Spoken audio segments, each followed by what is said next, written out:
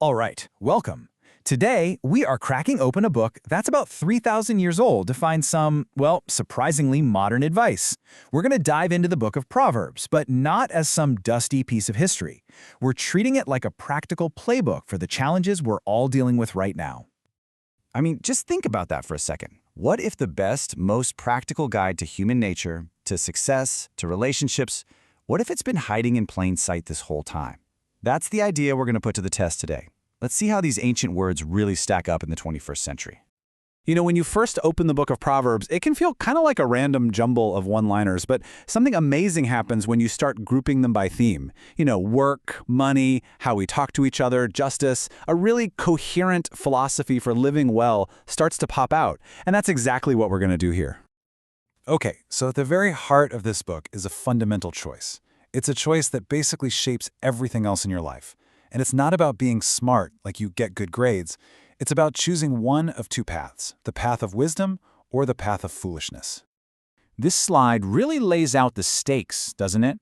The text draws a direct line between your choices and your well-being. According to Proverbs chapter 19, verse 8, seeking wisdom is actually an act of self-care. It's loving your own soul. But on the flip side, verse 3 says foolishness is what twists your own path, what leads you to ruin. It's all on you. And what I love about this is how practical it is. Wisdom isn't some mystical gift you're just born with. Proverbs 19, verse 20 lays it out like a simple three-step process. You listen to advice, you actually accept the teaching, and the result? You become wise. It's something you build. And we see this choice play out in something as basic as our work ethic. The book draws a super clear line between action and consequence. Proverbs 20, verse 13 is blunt about it. Wake up, get to work, and you'll have enough to eat. But the other side, from chapter 19, verse 15, is just as direct. Laziness leads to a deep sleep, and an idle person, well, they're going to go hungry. This whole idea even extends to our emotions. Check out this piece of wisdom on emotional intelligence from Proverbs 19, verse 11. In a world that often celebrates the instant reaction, the quick clapback, this says, true strength, your glory even, is found in patience, in the ability to forgive, to just let an offense go. All right, so next up, let's see how this wisdom versus foolishness battle plays out with money and integrity.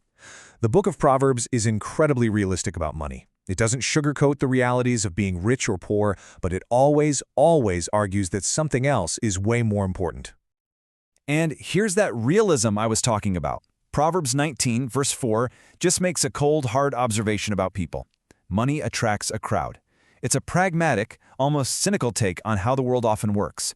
But that's only half the story. And here's the immediate stark contrast from the very same sentence. Poverty pushes people away. The text just puts these two realities right next to each other, forcing you to look at the social power of money and the painful isolation that can come without it.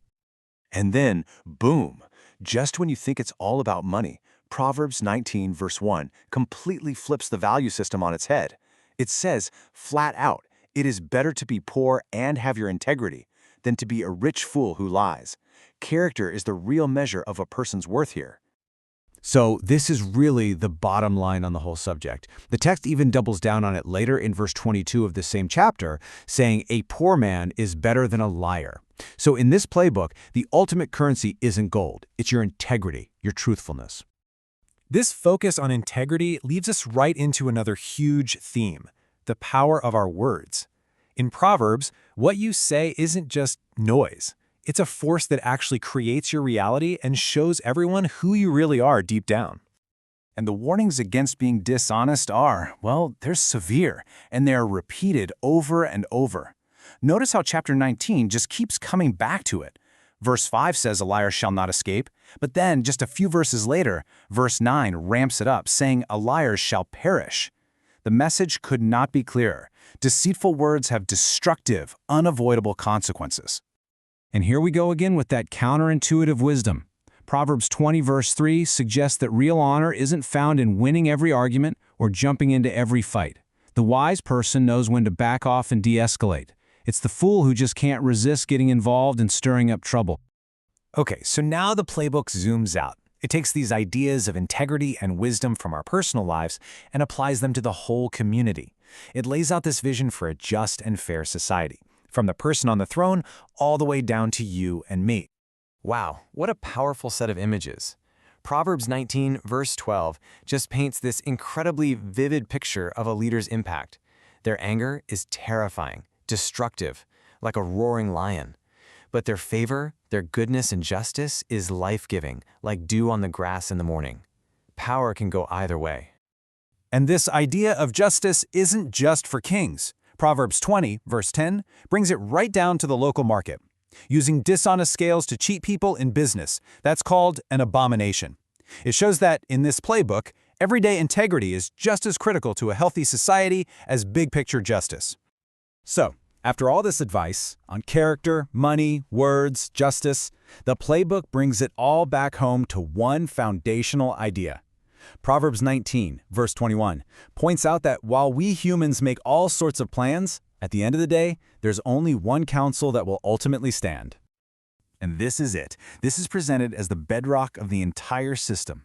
According to Proverbs 19, verse 23, the foundation for a good, secure life, a life that leads to satisfaction and safety, is this fear of the Lord, which really just means having a deep respect for and trying to align yourself with divine wisdom.